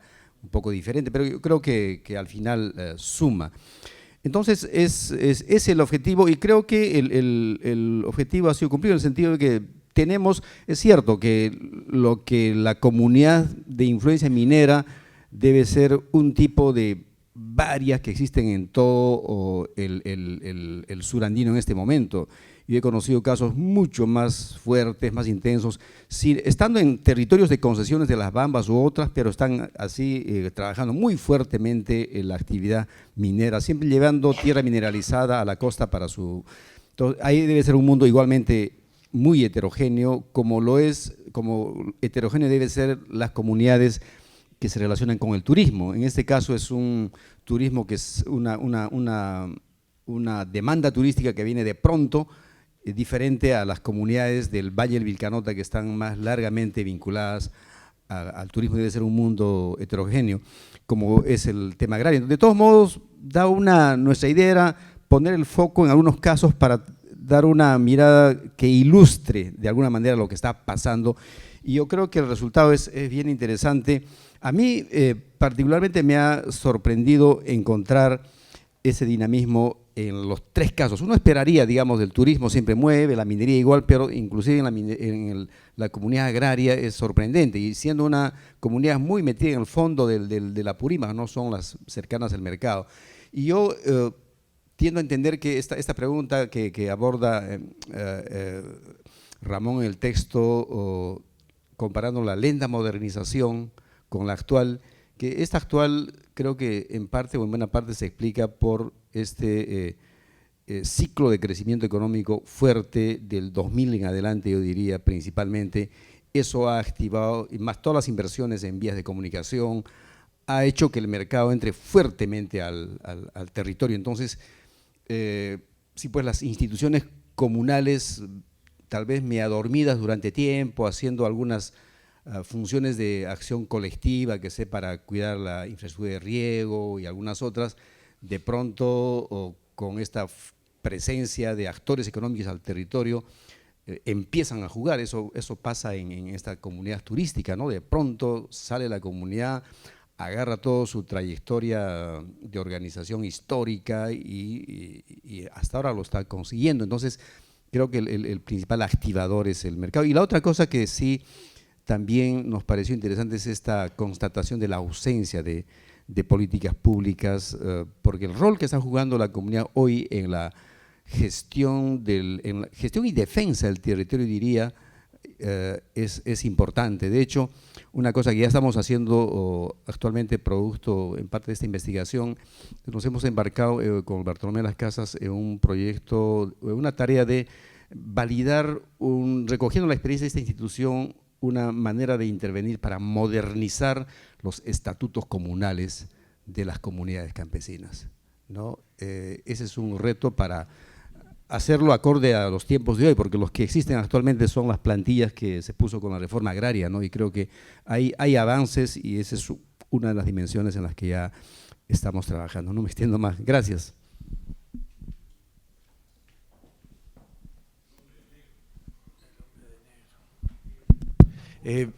Muchas gracias, Jaime. Primero, bueno, he gozado, como creo que muchos de la mesa. Felizmente no es el primer formato de estos, Ramón, ya hemos tenido algunos otros. De hecho, la edición del libro de Efraín y sus matrices, esas que se despliegan en el libro, se hizo en un formato parecido. Así que bienvenidos a la esencia todos del trabajo de las mesas verdes en el IEP. Yo quería solamente hacer un comentario desde una posición totalmente distinta a la de ustedes, porque obviamente soy un bicho urbano y no trabajo cosas rurales, pero es algo que mencionó Alex al principio, y es que creo, y de alguna manera Marisa en su intervención, es que el tema de comunidades parece ser que es un buen ejemplo para esto que Koselleck llamaba concepto fundamental. Es decir, esta idea de tratar de explicar una situación compleja a partir de dos elementos. Una, que tenga la capacidad de sintetizar esa realidad inmediata, y dos, que sea un puente entre el pasado y el presente. Lo digo porque ¿qué tanto entendemos esta idea de comunidad y lo que supone esta idea de comunidad visto desde lo urbano?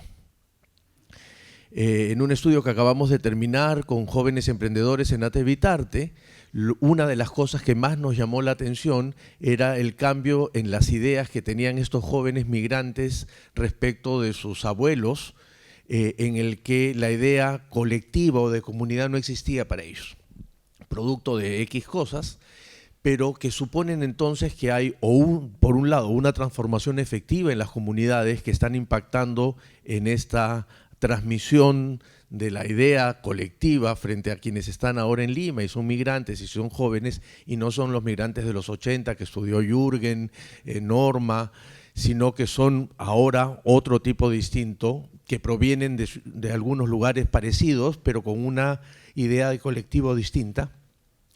Y dos, cuánto entonces estamos frente a esta situación de concepto fundamental de Koselleck, en el que estamos tratando de mantener esa idea para sintetizar esa realidad que no entendemos, o efectivamente estamos ante una transformación producto del neoliberalismo o de la alineación de los astros, ¿no?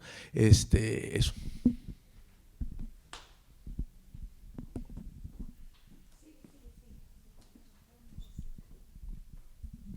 Muchas gracias, soy Jaime Joseph, agradezco la invitación y felicito los estudios.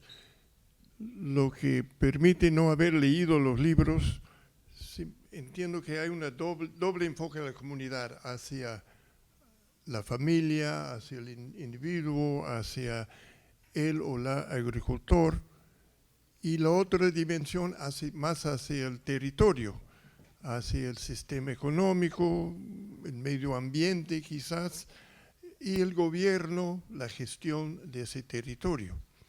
Entonces, si son dos dimensiones que me imagino que están fundamentados en los trabajos, yo quisiera sugerir que hay un elemento que falta, quizás para la misma articulación, es la ciudad.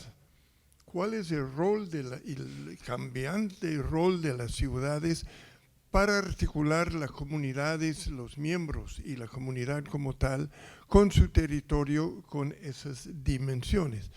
Marisa ha participado en un libro muy interesante como era Las ciudades intermedias, emergentes. Tú trabajaste más por la Vilcanota, ¿sí? O sea, estas ciudades que ya no son simplemente urbanos. Eso es lo que quisiera decir. Cuando dicen lo urbano, digo, no, es ciudad. ¿Y por qué hago esa insistencia? Porque la ciudad es la articulación de lo urbano y lo rural. ¿Cómo llegué a eso? Yo que no soy un bicho urbano, soy un bicho de la ciudad desde donde hemos trabajado 40 años en Lima Norte, que nos dimos cuenta que el territorio no se entendía sin entender la cuenca de Chillón y la articulación con los productores que usan lo que es la parte más urbana para educar a sus hijos, para arreglar sus máquinas, para su sistema de mercados, y la parte más urbana usa y beneficia, por supuesto, de lo que se produce. Entonces, yo creo que quisiera trabajar más esa articulación. No sé lo que dijo Manuel, ¿qué significaría eso si nosotros nos abrimos a la Amazonía, que normalmente lo vemos como folclórico, como medio ambiente, como cultural? Quizás el sínodo de la iglesia puede tener por lo menos el efecto de poner a los y las pobladores como actores, pero en fin, en los territorios que más conocemos hay si articulamos bien, vamos a dar otro sentido a la diversificación productiva, que no es simplemente para mejorar la productividad para la exportación, sino para articular estas actividades económicas en su territorio. Lo que decía Jürgen Schultz, priorizar la producción desde adentro hacia adentro y por ende dar también otro carácter a la descentralización, que está ya otra vez en la boca, por lo menos del gobierno, pero más como desconcentración, administración y no sobre el desarrollo. Entonces, con cargo al realmente leer los libros, y me parece que esta articulación entre las dos dimensiones de la comunidad pueden ser útiles. Yo trabajo, porque me invitaron en un grupo que se llama Grupo de Apoyo a la CCP. Y no sé si siempre dicen la gloriosa CCP, ¿no es cierto? Pero yo no sé, es para poner una placa y decir que ya murió, o que si van a hacer ese salto, las comunidades que sí siguen vinculados a la CCP, a esta nueva realidad que creo que Alex lo mencionó. Tengo mis dudas, porque los mismos dirigentes de la CCP no parecen estar con esa dimensión, y los partidos políticos, sobre todo las izquierdas, tampoco me parece lo estamos viendo. En fin, de nuevo agradezco la oportunidad de esta discusión.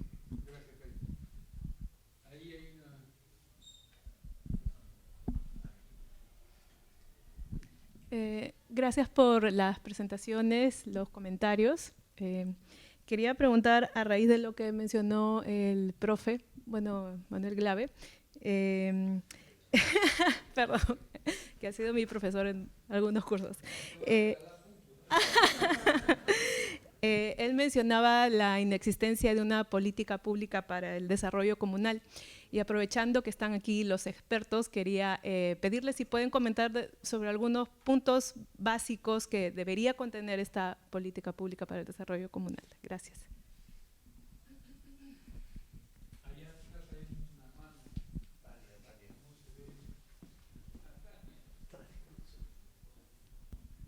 Bueno, muchas gracias. La discusión, los comentarios de Alex, de Manuel, todo, también las preguntas ha sido muy interesante. Yo quería consultar sobre dos preguntas específicas.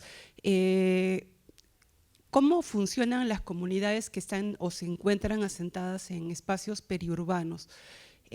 ¿Cómo esa cercanía con las ciudades las fragmenta o les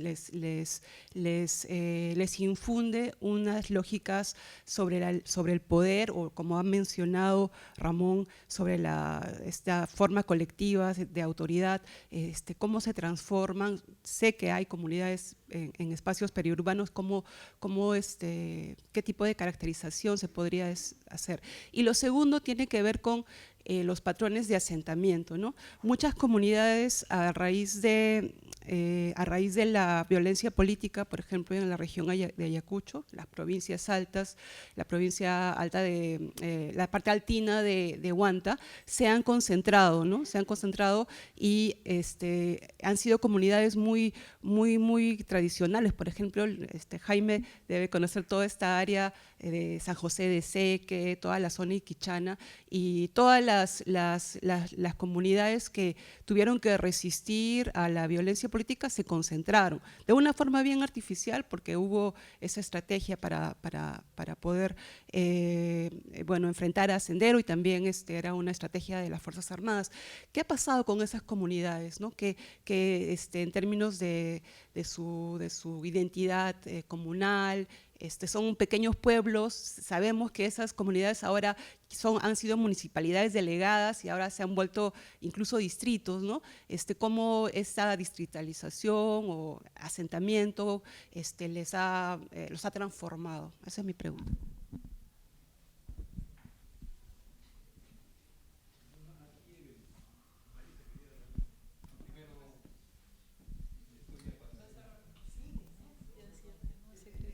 Bueno, muchas gracias. Yo soy Evelyn Striller. Tenía dos preguntas. Bueno, primero agradezco también mucho la oportunidad de escuchar todos esos comentarios sobre esos dos libros. Yo tuve la oportunidad de revisar uno de los libros, no el segundo, y no sé si la respuesta de repente a mi pregunta ya está en uno de los libros en realidad. Mi pregunta es sobre el cambio de escala que pueden dar las comunidades a nivel de planificación, de desarrollo en los planes concertados, por ejemplo, porque es un tema que estudié un poquito para el caso de la Pampa de Anta, y de lo que he visto en realidad tenía un papel muy reducido si bien habían sido consultadas, tenían no solamente un rol muy reducido, pero se les consideraba como actores muy menores, digamos, en el desarrollo, ¿no? Entonces, eso es una de las preguntas que de repente tiene que ver también con la pregunta que hizo Jaime. Y mi segunda pregunta, que de repente también está relacionada, es sobre la conflictividad que han mencionado Marisa y Ramón.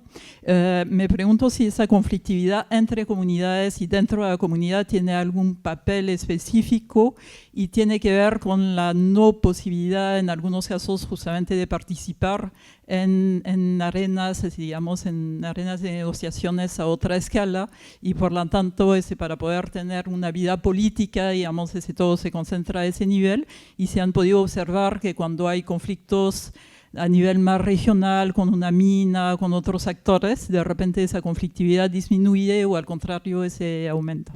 Gracias. Sí, una cosa que a mí me da vueltas cuando discutimos sobre comunidades. Bueno, las comunidades se montan y elaboran su efecto comunidad, es decir, ¿para qué están juntos, ¿no? ¿Qué logran, qué sacan de bueno, ¿no? ¿Cuál es el plus de estar? Que es un poco la pregunta de Efraín, más allá de la formalización más económica, casi con fórmula en griego, pero son una historia que tiene que ver con una tecnología también, ¿no? Una manera de trabajar la tierra. Entonces está el tema de las rotaciones y la limpieza de canales y no sé qué, ¿no? Bien, la pregunta es, en este momento estaríamos viendo que están avanzando procesos de cambio técnico fundamentales, ¿no? El desplazamiento de la agricultura por la ganadería parece una cosa bastante amplia. Es uno de esos órdenes de cambio fundamentales que tienen que ver con el manejo del territorio. En Francia fue el desarrollo de las enclosures, ¿cómo se llama? Los cercamientos, ¿no? Pues, en fin, toda esta cosa de cómo la tierra comunal pasa a ser privada para ganadería, en fin, hay toda una serie de cosas que tienen que ver también con la tendencia a una baja en su propia demografía, y entonces es que las comunidades están trabando o están impulsando o que están en este proceso de cambio técnico fundamental, creo, en la agricultura peruana, ¿no? Ahora, una cosita nada más en la pregunta de Ricardo, esto de que los migrantes, los nietos no hablan de comunidad. Yo, bueno, en primer lugar, no creo que todo el tiempo la gente sienta que es comunera. El 80%, el 90% de su tiempo es campesino con su parcela y su familia, digamos, ¿no? Entonces, los relatos y la emigración es una estrategia individual. La estrategia colectiva fueron las tomas de tierras, digamos, en los 60, ¿no? Pero el que vino como yo me subí al camión con mi, ¿no es cierto?, mi atado de ropa y de habas que me dio mi mamá. Entonces, esa historia individual no soporta, no tiene nada que ver con una colectiva. Y para terminar, ya lo de conflictividad es un gran tema, pero justo con Alex y con Jaime, pues por una especial razón tenemos algo de conocimiento de comunidades en entornos urbanos, y es, por ejemplo, la comunidad de Asia o la comunidad de Coaillo, ¿no? Y entonces, ¿qué son? Son asociaciones bien complicadas. O sea, ¿qué hacen? Trafican tierra, ¿no?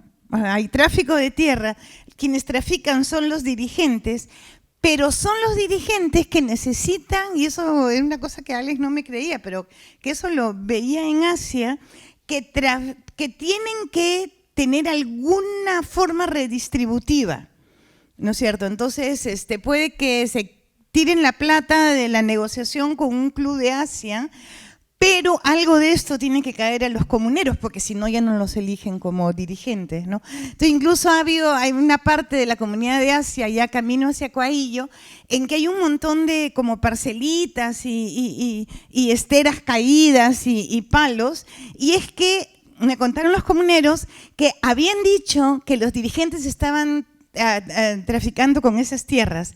Entonces ellos hacen una especie de invasión privada de la tierra comunal, ¿no?, para que algo les toque si es que se va a traficar, ¿no? Entonces hay una relación complicadísima, pero que es una relación, y finalmente, como siempre en estas sociedades medias equitativas, una relación redistributiva también, ¿no?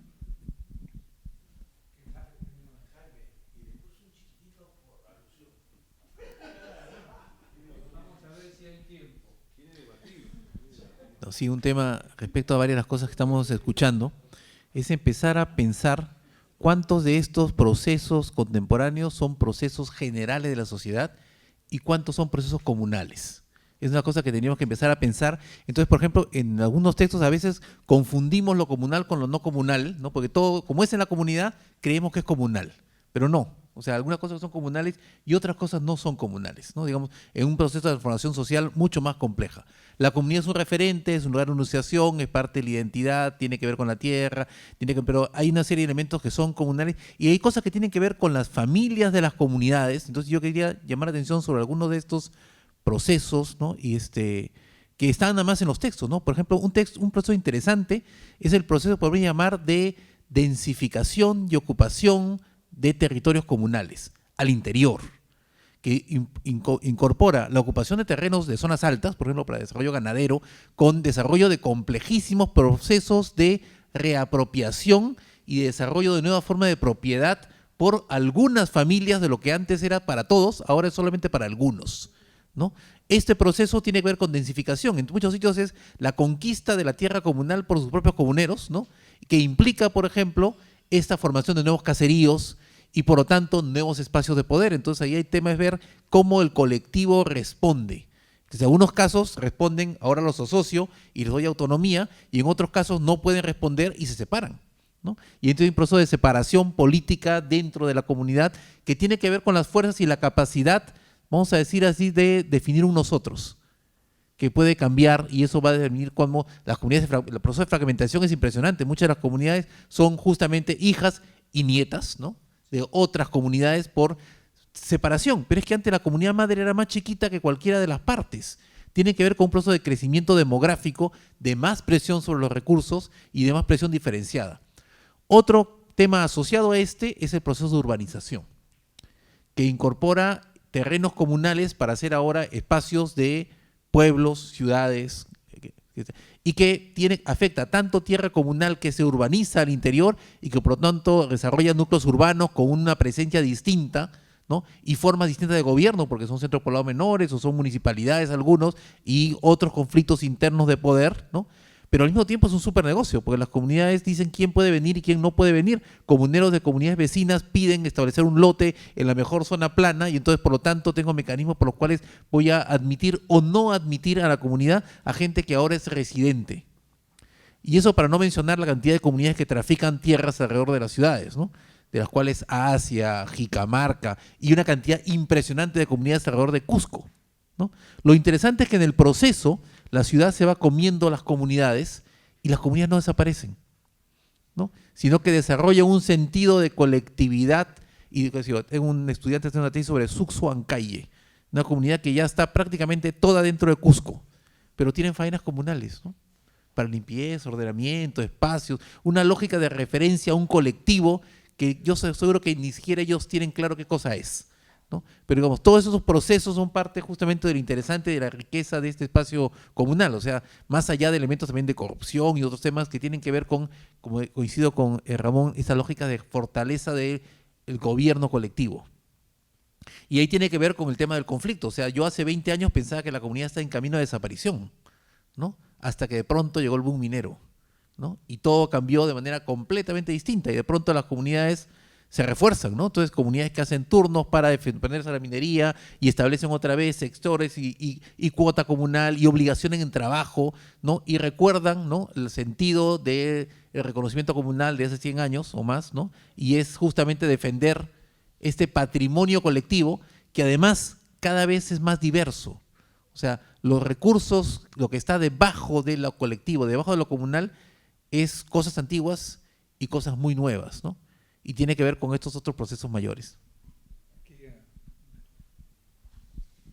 Sí, bueno, gracias por los comentarios. Yo quería retomar un tema que bueno, planteó Ramón y que Alex acaba de mencionar de alguna manera, y es el de las comunidades como espacios de decisión política, ¿no? Más allá del tema tierras, más allá del tema agropecuario, esta idea de, bueno, Ramón lo dijo en términos de una forma de autoridad colectiva, ¿no? Creo que ha estado presente ya en distintos estudios, ¿no? Incluso, bueno, el mismo Alejandro, en el libro que está acá, en Detenciones y Transformaciones del 2012, ya postula esta idea de ver a la comunidad no solamente como un espacio de organización de recursos y economía, sino como un espacio de decisión política y que regula distintos intereses de familias y facciones, incluso al interior de la comunidad. Y con relación a ello, quería mencionar otro estudio sobre comunidades que también ha salido este año, que lo tiene ahí Alejandro, que es un estudio más bien que fue encargado por la asociación SER y que tiene un capítulo sobre comunidades en Puno que escribimos con Abdul Treyes, y justamente lo que ese sí tiene una mirada que es un poquito más como de cifras regionales con algunos pequeños estudios de caso en algunas zonas de Puno. Y una de las cosas que veíamos es Puno es uno de los espacios que los ámbitos rurales puneños y la municipalización, se ha transformado inmensamente, además de economía informal, etcétera. Y sin embargo, la comunidad sigue existiendo. Hay comunidades que se han parcelado desde los 90, pero siguen existiendo. Y existen ya no tanto en función del manejo de la tierra, sí, pero en un sentido más plano secundario, pero siguen existiendo como espacio de articulación y como espacio de toma de decisión. Y la asamblea comunal sigue funcionando, ¿no? Como mecanismo de gobierno de la comunidad. Y para vincularlo un poquito con el tema de la transformación urbano-rural, una de las cosas que encontramos es que la comunidad empezaba a jugar justamente un papel de interlocutor o nexo con los municipios de centros poblados y llegar un poquito así hacia los presupuestos y la política regional, porque efectivamente si no las comunidades no aparecen, no son tomadas en cuenta, como decía Evelyn, ni en los planes de desarrollo concertado, menos en las políticas públicas regionales, no existe. Entonces, la manera de acceder o buscar estos canales, crearlos, porque no hay, es a través de esta relación de varias comunidades organizadas en plataformas de comunidades de segundo nivel y tratar de vincularse con los municipios de centro poblado, que finalmente son también todos comuneros en estas zonas. Entonces, en realidad hay diversas figuras territoriales que surgen, no es la única, estoy poniendo un ejemplo de ILABE en Puno, pero sí creo que es interesante ver ahí el rol que puede jugar la comunidad aún como espacio de decisión y representación de intereses colectivos, ¿no? Ahora, el tema de los estatutos comunales que mencionaba Epifanio, que no lo veo, es un tema que, así como en los estatutos, hay otras herramientas de la gestión comunal que en el contexto actual de negociaciones con actores privados han tomado mucho más importancia. O sea, los estatutos comunales y los padrones comunales han dormido por años, no importaba mucho si estaban actualizados o no, eso era, ¿no? Pero ahora sí tienen un rol importante porque el que esté en el padrón es el que va a poder votar en una asamblea con la mina, ¿no? Etcétera. Entonces toman otra relevancia y ahí sí es importante. Una de las cosas que creo que está trabajando no solamente el CBC de propuestas, sino también el SER en Puno, en Ayacucho, es, por ejemplo, incluir el tema de las mujeres comuneras en los estatutos comunales, que es un tema que se viene trabajando en los últimos recién 8, 6 años, ¿no?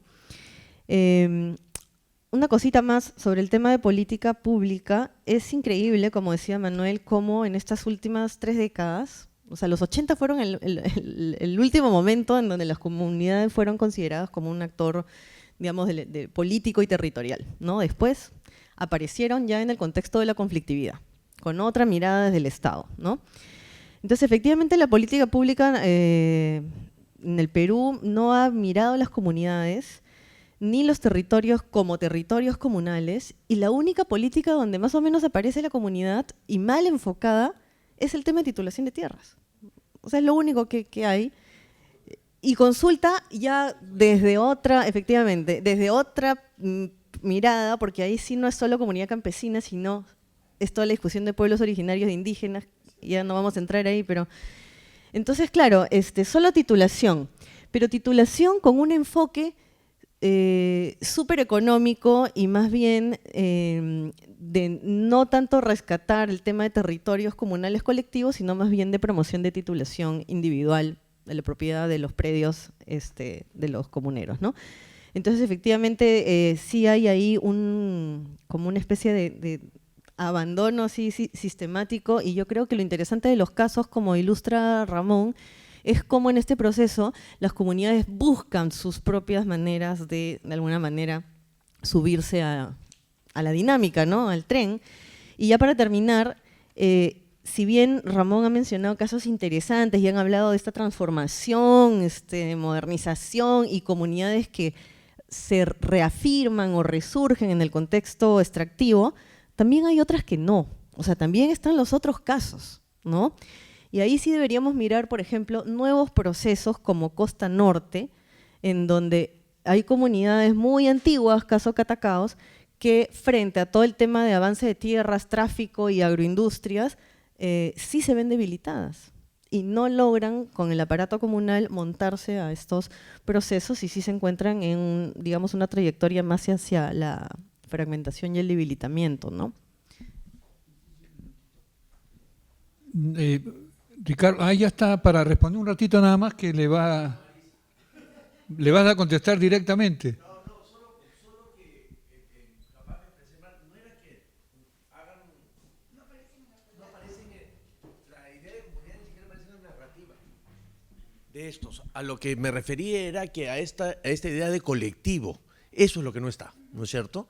Entonces, mi pregunta era esa, si eso efectivamente es un efecto de lo que está pasando en estas transformaciones en las comunidades o efectivamente hay alguna otra cosa externa que impide que esta idea de lo colectivo sea distinta a la de hace 40 años, donde efectivamente no solo era una migración individual, Tania nos puede ayudar más, sino que apenas llegaban, se conformaban redes justamente para replicar de alguna u otra manera esa idea de comunidad. No quiero usar efecto comunidad para que no parezca lo de Fra, pero la idea de comunidad en el proceso migratorio. Entonces ahora ni siquiera aparece esa idea de lo colectivo, ¿no?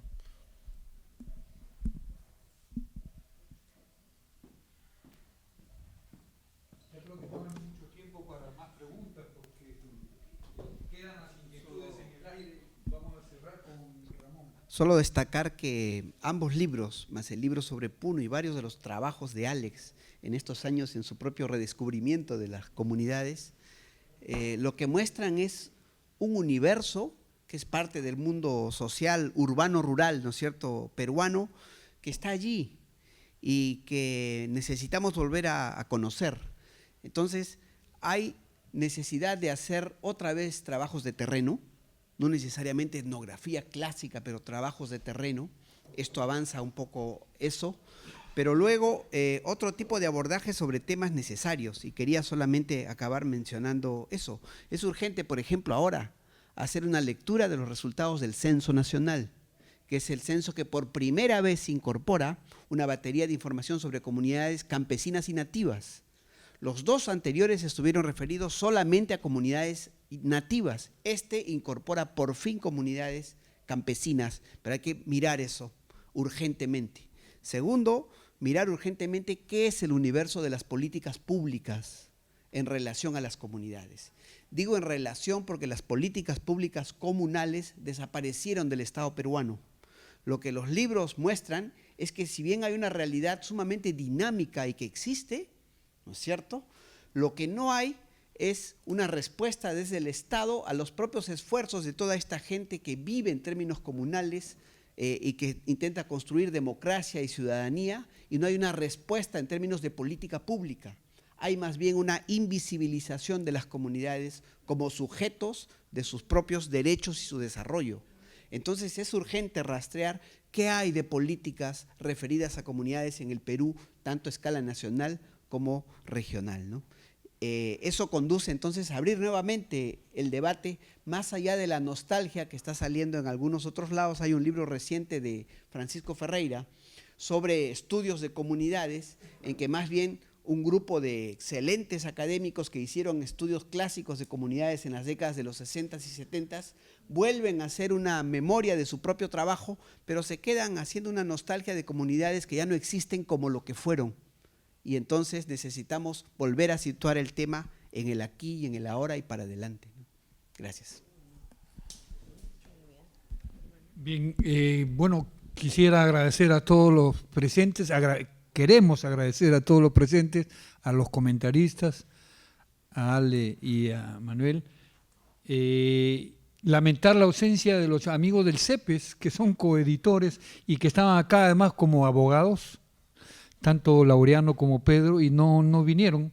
Queríamos también incorporar a la discusión un perfil por el lado de la legalidad y que tiene que ver con el mundo comunero, pero queda en evidencia que es un tema que se reposiciona en el debate, que debe reposicionarse. No sabemos si volveremos a tener el mismo énfasis que se ha tenido en estos últimos años para trabajar el tema de comunidades, pero está pendiente entonces en reactivar esta propuesta de todo lo que se ha dicho hoy día.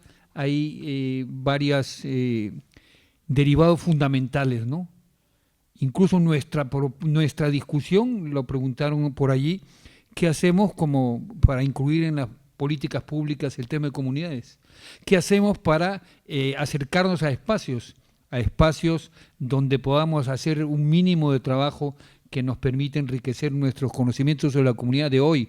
¿Qué hacemos para desprendernos de cualquier imagen utópica o pasadista? ¿Qué hacemos para entrar a la Amazonía adecuadamente y entender las comunidades nativas, ribereñas y todas las comunidades que existen?